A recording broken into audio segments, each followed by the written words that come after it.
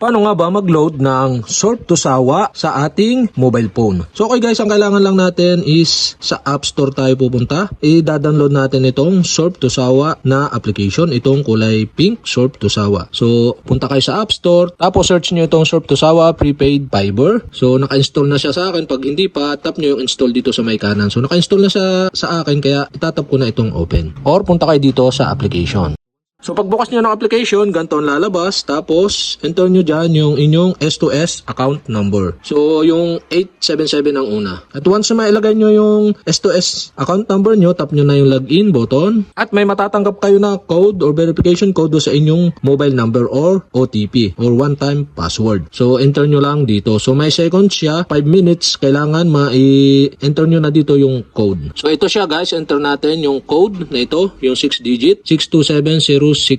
So enter lang natin dito 627063 at tap na natin yung submit button. At yan, nagbukas na yung ating Surf to Sawa na application. So pagka hindi pa naman kayo nakalogin, kailangan nyo mag-create ng 4-digit PIN. So kailangan enter nyo yung inyong 4-digit PIN kapag ka nang hingi ng 4-digit PIN. So dahil naka-enter na ako, so ilalagin ko na lang. So sa mga baguhan pa or bagong maglalagin sa Surf to Sawa na application, so mag-create muna kayo ng 4-digit PIN. So, okay, madali lang naman yun. So, after nyo maka-create ng 4-digit PIN, ilalagin na ninyo dito sa inyong application.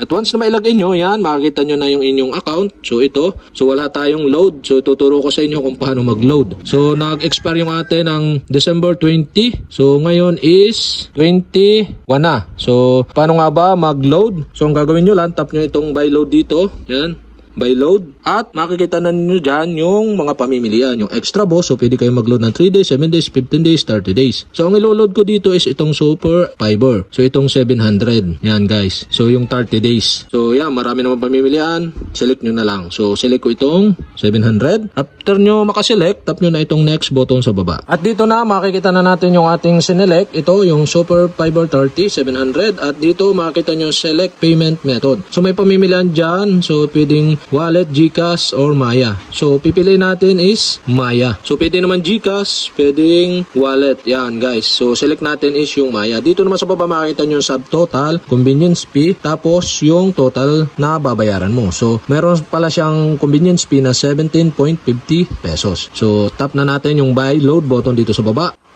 At yan, mag-create siya ng QR code. So, ang gagawin lang natin dyan, screenshot natin. Yan, once na may screenshot natin, punta na tayo sa Maya application natin. At dito, tap nyo itong QR code scanner, yan, sa baba. Tapos, dito sa baba, upload QR code button, tap nyo yan. At select nyo itong QR code na in-screenshot nyo. At yan, madedetect niya yung QR code. So, dito, makikita nyo yung balance nyo sa my wallet. Tapos, yung amount due, 714. So, tap na natin yung pay 714 button dito sa baba para mabayaran na natin yung ating babayaran sa Surf to Sawa. Yan, payment successful. So okay guys, ito na yung ating binayad dyan. Paymaya JK2 L2 Incorporated, yan 714. Tapos close na natin yung app. Balik tayo dito sa Surf to Sawa application. Yan, payment successful. Yan, naka-payment na tayo. Back tayo at yan, makita natin yung ating current data plan. So Super Fiber 30. So valid until 2026 January 20. Yan, 10:36 AM. Yan, guys. So, successful na